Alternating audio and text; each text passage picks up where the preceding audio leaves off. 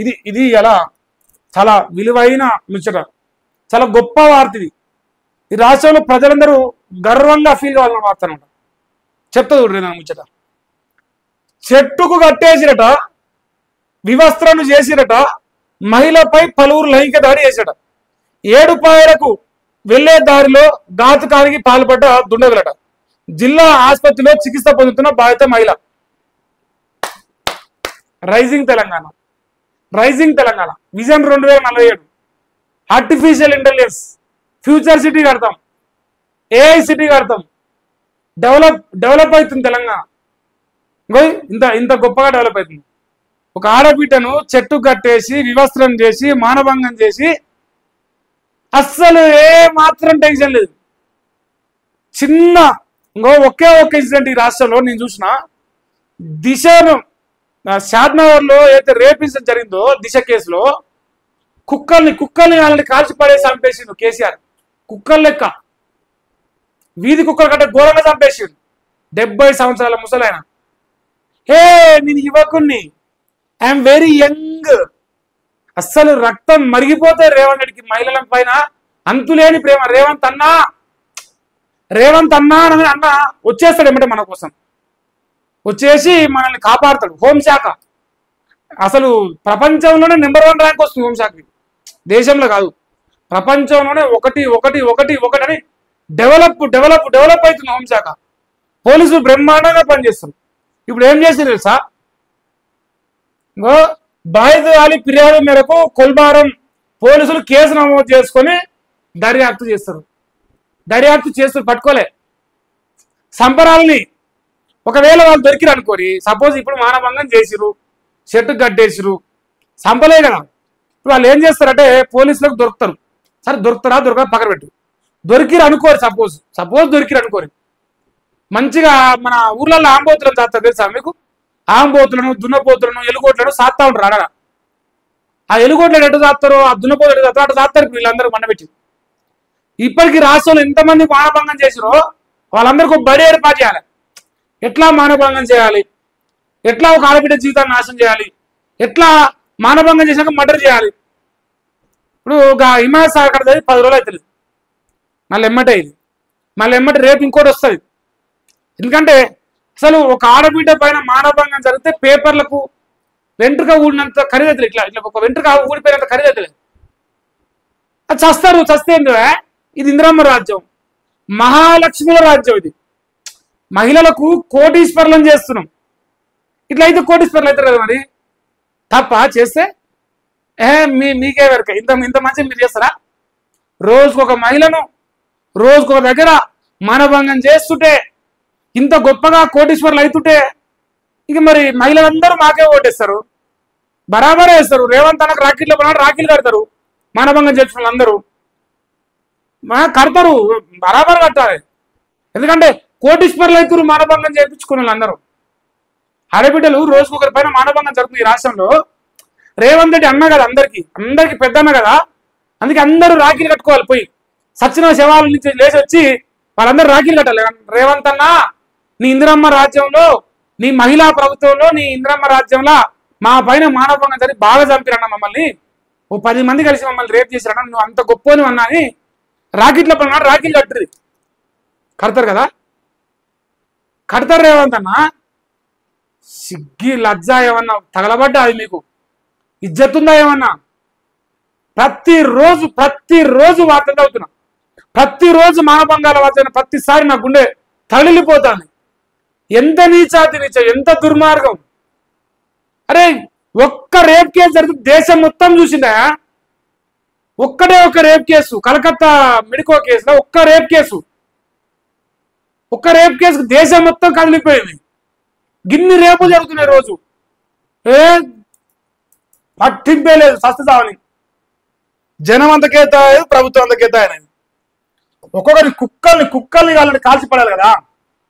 ఒక్క 2 నిమిషాలు మా చేతికి అప్పచెప్పి రేవంత్ అని దండం పెడతాం. మన కుక్కలు చంపుతా కొడుకులు ఒక్కొక్కరిని. ఇంకా మీరు మారలే కానీ. ఇంకో ప్రజా సంక్షేమమే ప్రభుత్వ లక్ష్యం. ప్రజలు సంక్షేమంగా ఉండడమే ప్రభుత్వ లక్ష్యం. ఎంత సంక్షేమం చేస్తున్నట్టు ఇంతమంది సంక్షేమం చేస్తున్నారు.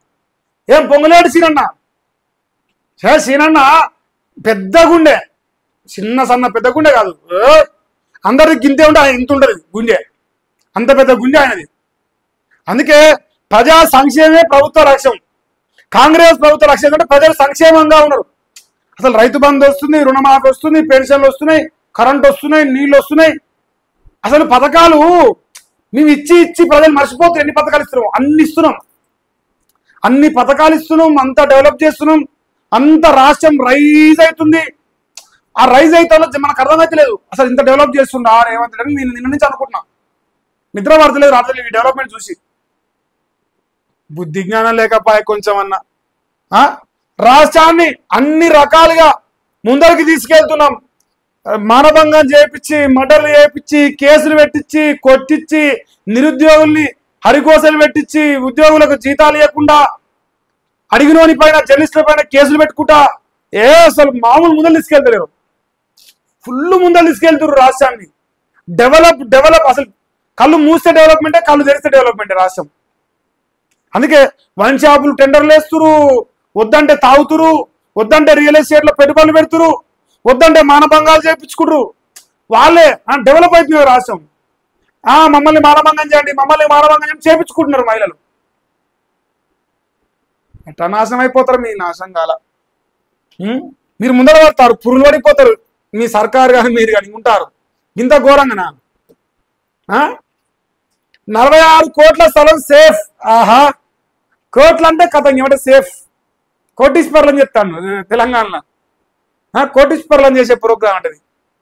రాజేంద్ర నగర్ లో 2600 గజాల పార్కు స్థలం స్వాధీనం చేసుకున్నారు. పోలీసు బందోబస్తు మధ్య పార్కు చుట్టూ ఫెన్సింగ్ వేసిన అధికారులు. మరో చోట 2000 గజాల భూమికి ఫెన్సింగ్ వేసారు.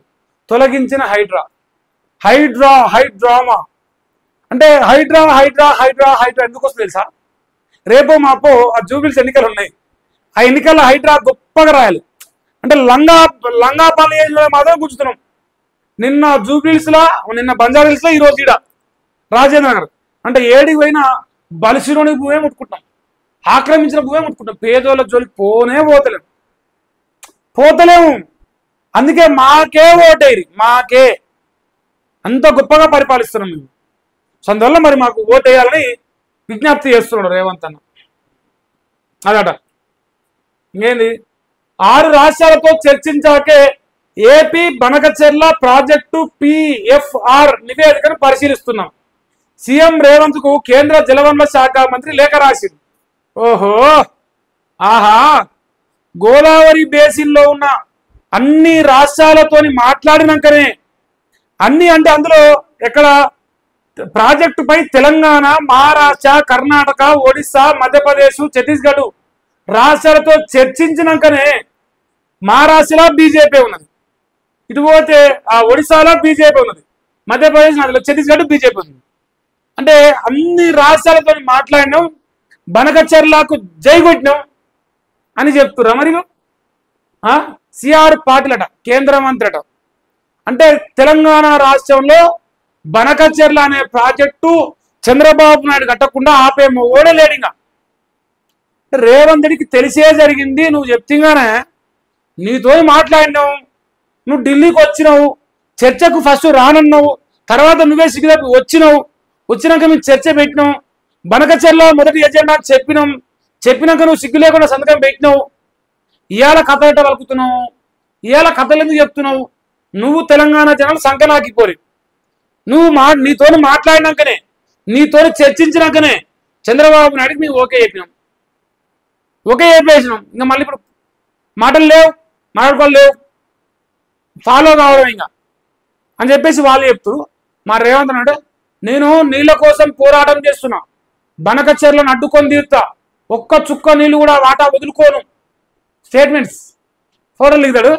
ఫోటోలో ముఖ్యమంత్రి, ఫోటోలకు ఫోజు ఇచ్చే ముఖ్యమంత్రి. పని చేయడు ఫోజులే.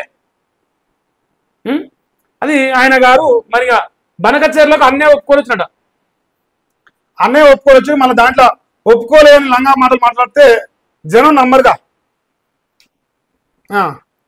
15 కేబినెట్ భేటీ అవుతుంటే హైకోర్టు తీరుపై ప్రధానంగా చర్చ పెట్టి ఎలక్షన్లకు పోవాలన్నా మనకు ఓట్లు పడతాయా పడవా అని కూర్చొని చర్చ పెడుతుంట. పడతాయా? దేగారు జనాలు ఓటేసే పరిస్థితి లేదు.